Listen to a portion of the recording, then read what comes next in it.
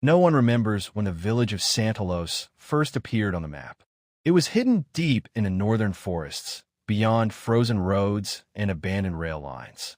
Official records described it as a seasonal tourist town, famous for winter lights and smiling mascots.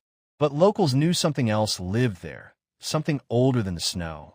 Every December, children were brought to Santalos.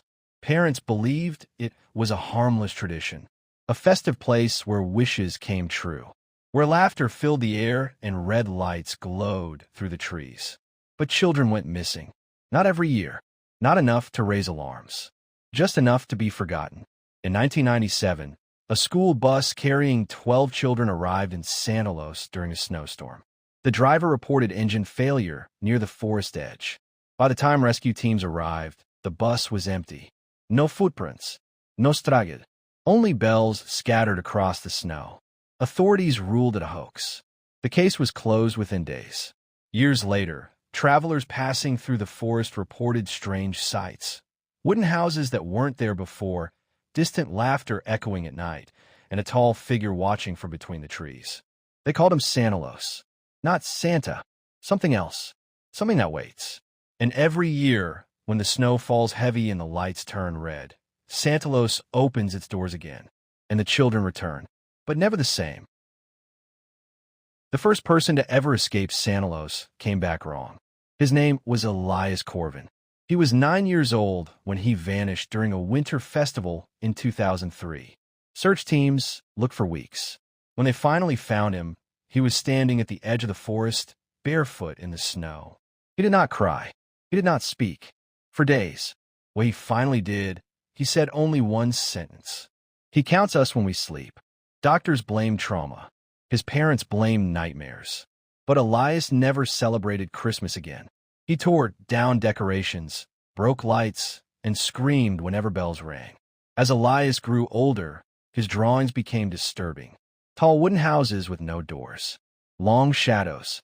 A red-coated figure with antlers instead of a face. Meanwhile, Santalos continued to appear and disappear from maps. Satellite images showed nothing. GPS led travelers in circles. Roads ended where forests began. In 2011, a group of university students went searching for the village. They documented everything on camera. Their footage was found months later, buried beneath ice. The final clip showed a town lit entirely in red. Empty streets. No people. Just bells hanging from doorways. And a voice whispering from behind the camera. Smile. He's watching. None of the students were ever found. Authorities denied the village existed.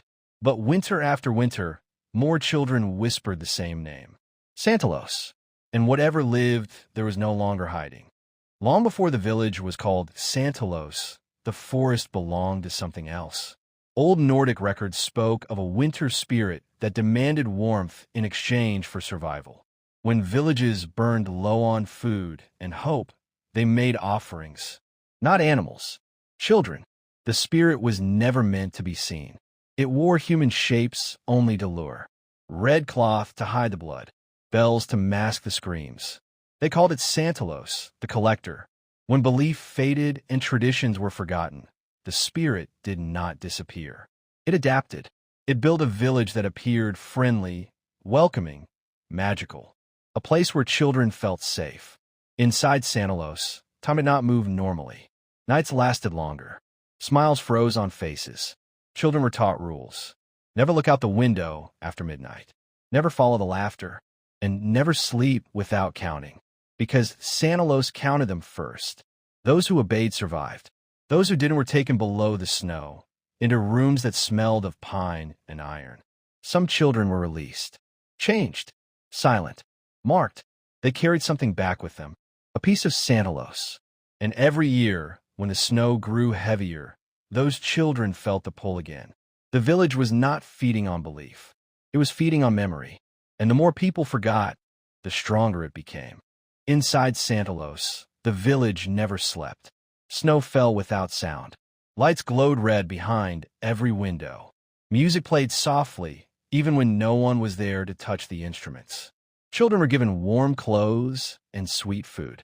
They were told this was a place of gifts, not fear. but every smile around them was frozen, stretched just a little too wide. At night, the bells began to ring. Not all at once, one by one, counting. Children who stayed awake could hear footsteps moving between the houses. Heavy, deliberate, searching. Some children were taken. Others were tested. Those who failed were never seen again. Their names faded. Their families forgot them. Even photographs began to blur. The ones who survived were marked. A small symbol carved beneath the skin. A reminder that they belonged to Santalos now. The village fed on silence. Screams were useless. Running only led deeper into snow that swallowed sound.